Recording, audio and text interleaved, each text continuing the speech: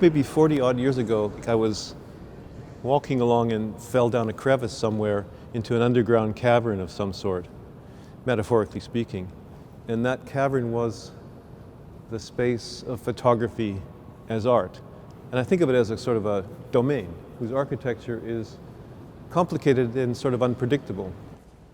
My work is sort of a wandering in this domain that we still don't totally understand. And in that process, I've tried to follow my instincts. So, for example, when I came to try and make this three-part picture, which was occasioned by a visit to the Villa Silvio Pellico. My wife's a great garden person, and after we had had a visit to the place, she encouraged me to try and think about doing something there. I'm not going to try and explain or narrate the picture, or the set of pictures. I like to think that it's the viewer that writes the text that the artist has erased in the process of turning whatever he feels or she feels into a picture.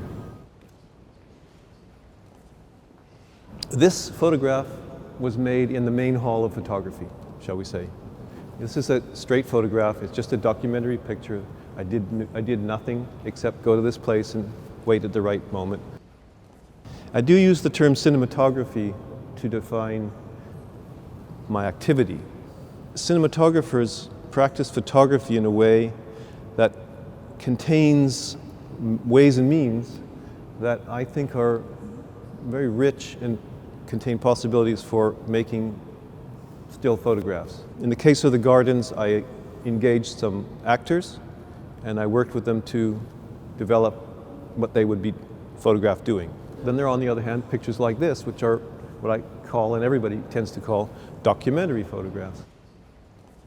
I've never completely agreed with the idea that photography emerged as an entirely novel art form that shared no essential characteristics with the older forms.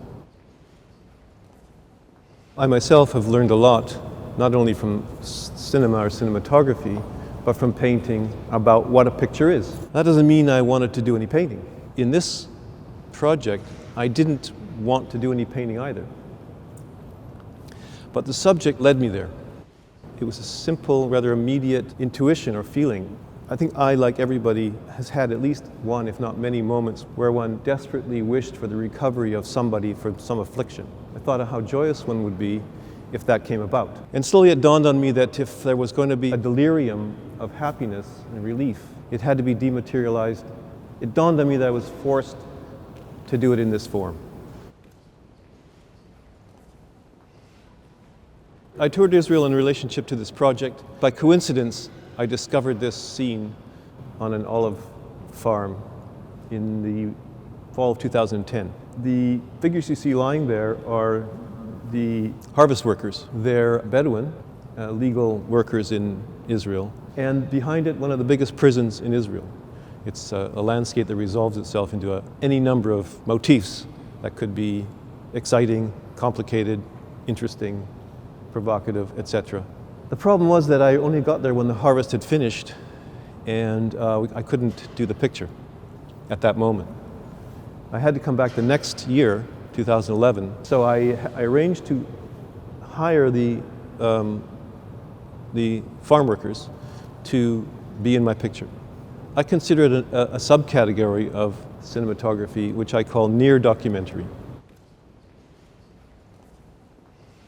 A friend of mine sent me a photograph of himself and his little daughter taken by someone else and said to me, "This looks like one of your pictures."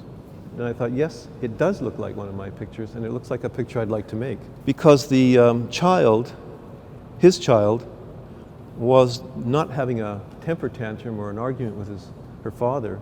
She just decided to take a pause, lie down on a probably quite warm sidewalk in a shadow, and the father was doing as you see here, just pausing and contemplating the decision of his own child. And that gap between the consciousness of the two just seemed to be, yes, that's the kind of subject that I found interesting. I reconstructed the picture, which is something I do frequently. So this picture is an example of a kind of cinematographic picture I've done many times. called Summer Afternoons, and originally it was meant to be one picture of this young man, just as you see him, in this room as you see it. But somehow in the process of working on it, it generated a second picture. I hadn't wanted a second picture, but it generated it. One of the more salient hooks for me, things that intrigued me, was to photograph this room from two angles in such a way that it was impossible to determine whether these two were ever in the room at the same time.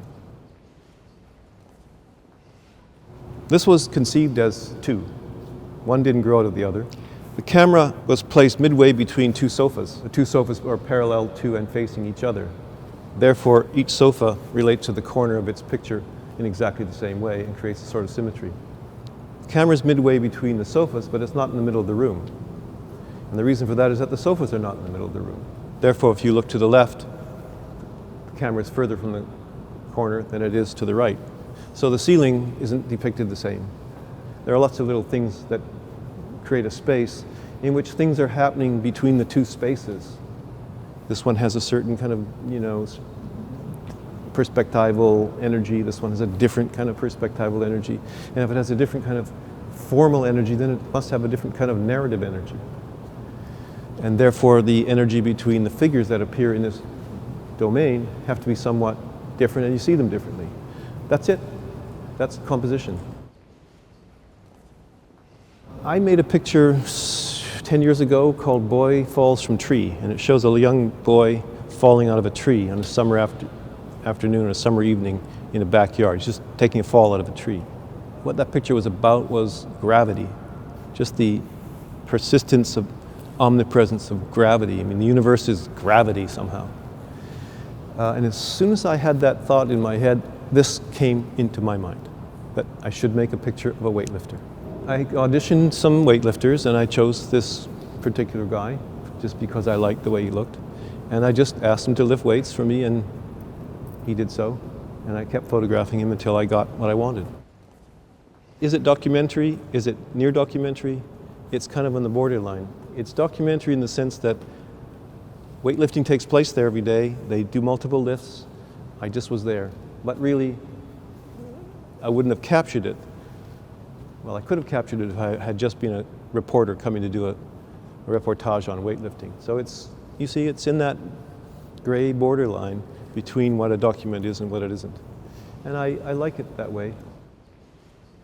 So someone told me a personal memory of having seen, as a little girl, old Victorian game counters, and to being mesmerized by the iridescence of the mother of pearl material, which is, just shell.